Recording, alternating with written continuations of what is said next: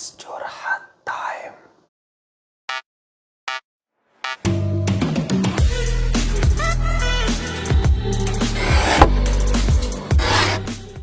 Oke, balik lagi di ngelantur sesi curhat ya kayak biasa.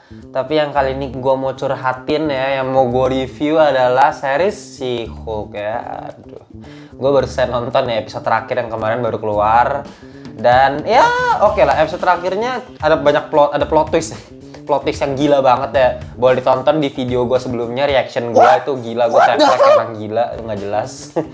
Nggak, di episode terakhir oke lumayan ya, tapi yang kali ini gue pengen bahas itu lebih dari kayak satu seriesnya gitu loh, kan ada 9 episode, 9-9-nya secara overall ya. Gue nonton series ini ya to the point aja, sampah.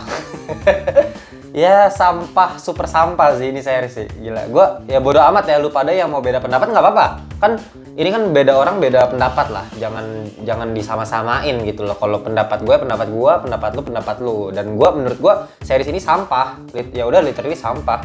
Kayak oke, kita ngeliat dari per episode ya, dari episode 1 sampai 9. Episode 1 itu kan pengenalan ya kan, pengenalan tentang She-Hulk ya. Dia lagi di pertama kali dapat kekuatan She-Hulk itu di episode 1, dan dilatih sama si Bruce Banner, sama She-Hulk yang asli gitu. Ya itu bagus, cukup oke di episode 1. Dan di episode kedua oke, lumayan menarik dengan adanya ya iming-iming, kan judulnya Attorney at Law. Artinya ya berarti yang mau dibawa itu sekitaran tentang hukum, tentang law gitu loh. Dan bagus, dan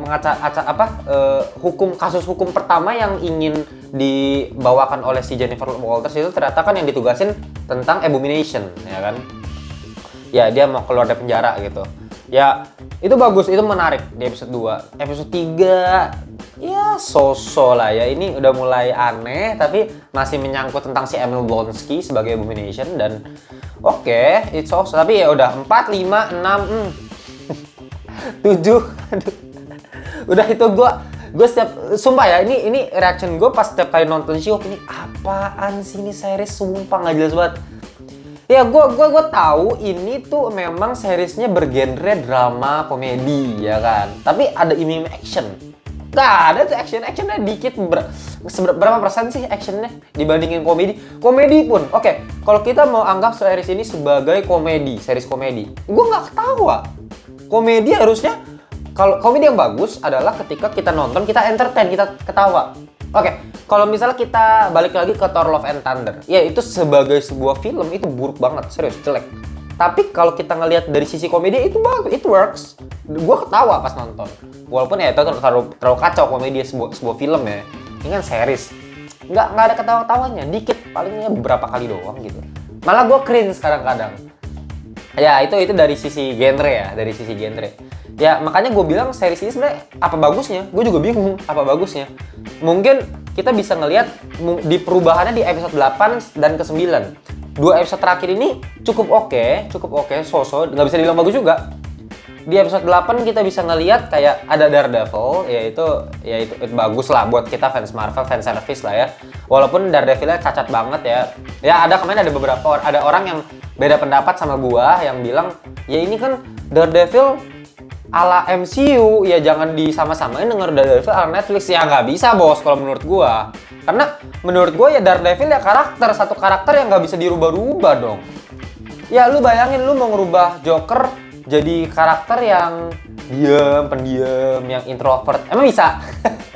Ya nggak bisa. Sediam-diamnya Joker kayak Heath Ledger yang ketawanya nggak terlalu sering. Ya tapi tetap aja dia maniak, brutal, gila gitu loh. Tetap kelihatan Jokernya ada karakter. Sedangkan di Daredevil ini bener-bener berubah, totally different. Ya Daredevil yang kita kenal di Netflix memang sesuai dengan yang di komik, yang kalem, yang serius bawaannya gitu loh.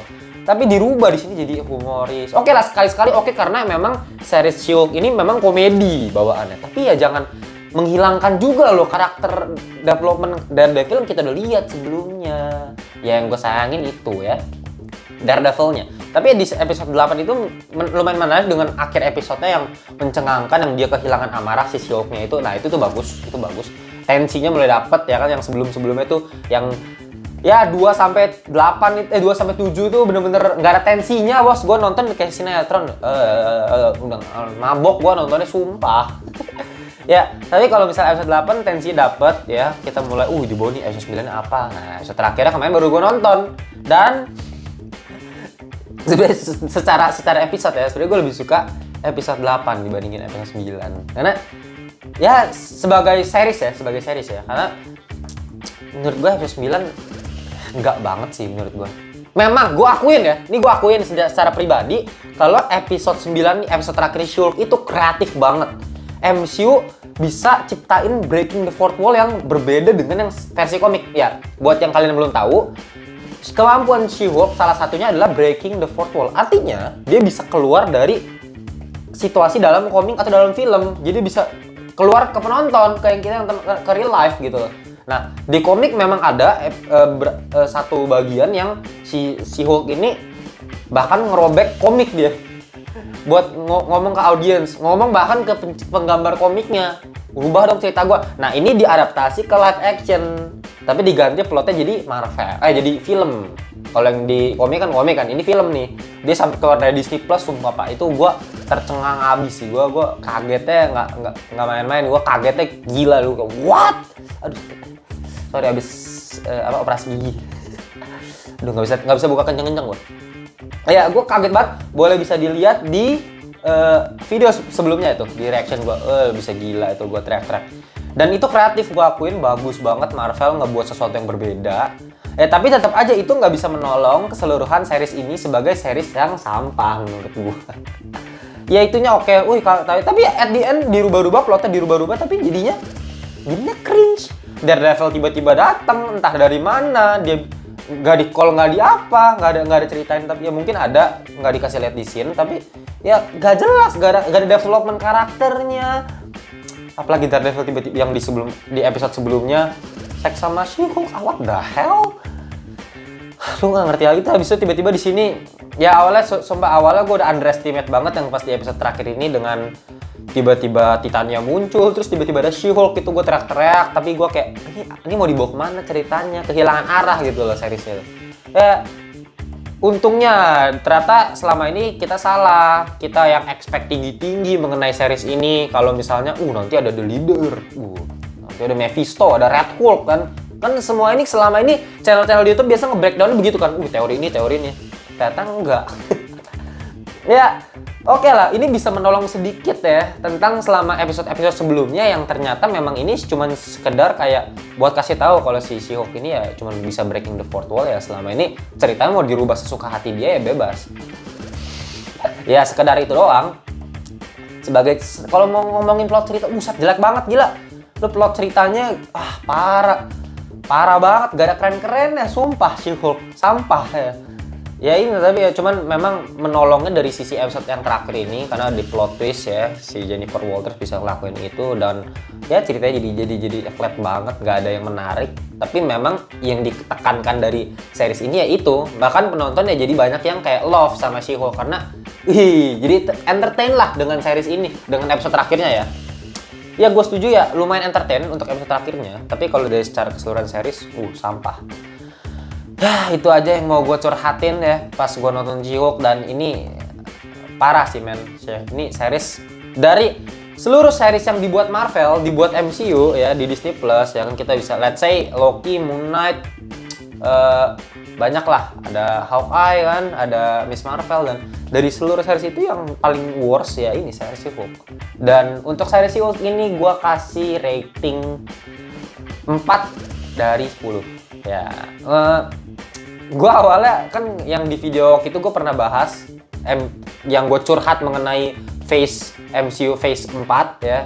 Itu gue ada curhatin, nah ini bisa klik di video di atas nih ada. Nah ini gue curhatin kalau misalnya She-Hulk ini waktu itu belum ada 8, 9 belum keluar ya. Itu gue kasihnya 3. Dengan adanya tambahan episode 8 dan 9 ini gue kasih rating ya 4 lah. Gue naikin sedikit tapi secara overall tetap sampah. Ya, ngantuk nontonnya. Yang menarik ya cuma 1, 2, 8, 9.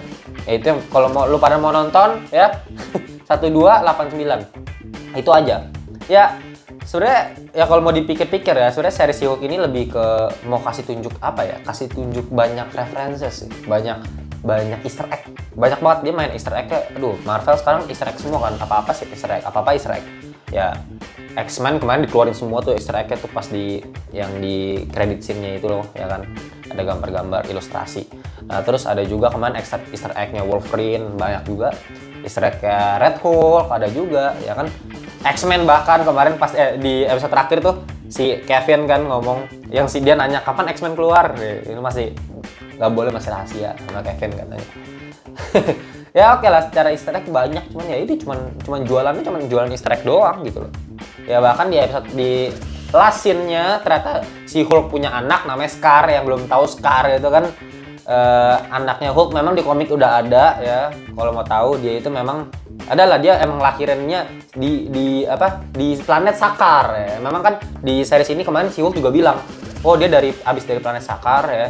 Dan emang si Scar ini anaknya memang bukan, pertumbuhannya nggak kayak manusia normal. Dia kayak langsung gede aja, cepet banget itu tumbuhnya. Makanya udah segede ini kan. Ya si Scar ya. Ya itu kaget juga sih. Ya bagus lah. Untuk ngaget-ngagetinnya oke, tapi sebagai untuk gue menikmatinya enggak, ogah gue. Ogah dari plot cerita, ogah dari sinematografi gak ada, nol ya. Sinematografi nol, sampah, nggak ada angle-nya nggak berbicara sama sekali. Color grading sampah, CGI sampah ya, semuanya sampah. Ya, tapi entertain oke lah, ada lah entertainnya. Makanya gue kasih 4, nggak sama 1 gitu kan. Ada lah series yang lebih jelek dari ini, bukan Marvel maksudnya. Ya, segitu aja curhat dari gua tentang series She-Hulk ini ya. Buat kalian yang mau nonton series She-Hulk ini, langsung tonton aja di Disney Plus ya, buruan. Tapi gua nggak rekomen. Ya suka-suka lu ya, lu sebagai fans Marvel sih ya wajib lah ya. Ini kan nanti kan katanya mau ada World War Hulk katanya kan, film nanti kan, dan ini menceritakan mungkin tentang si Hulk selama di Sakar mungkin, gua nggak tahu juga. Ya ini adalah plot-plot sedikit-sedikit yang nyambung, tapi ya kalau mau dibilangin garis merah banget sama film-film lainnya, oh enggak banget. Biasa kan yang kita perhatiin dari Marvel kan kayak, ini hubungannya sama film ini hubungannya sama film ini. Ya ini nggak ada sama sekali. Ada lah dikit-dikit doang. Cacat. Parah, men. Gue bisa ngomong apa-apa lagi. Gue udah capek gue nontonnya. Ya gitu ya, dari Ngelantur. Jangan lupa follow Ngelantur_IDN di Instagram, karena kita punya banyak baju yang keren, baju oversize. Dan gue juga, itu gue yang desain sendiri ya, gue gambar sendiri. Dan gue langsung print gitu dengan sablon yang berkualitas juga. Boleh langsung dicek. Dan kita bakal keluarin desain-desain baru nanti di hari-hari ke depan gitu kan. Dan lupa subscribe juga nih channel yang masih baru banget. Nah, gue di sini masih baru lah, masih belajar. Tapi gue memang superhero enthusiasm dan gue orang yang suka pop culture. Jadi gue nggak bahas tentang Marvel, DC, tapi gue bahas yang lain juga. Ya, gitu ya dari Ngelantur. Bye-bye.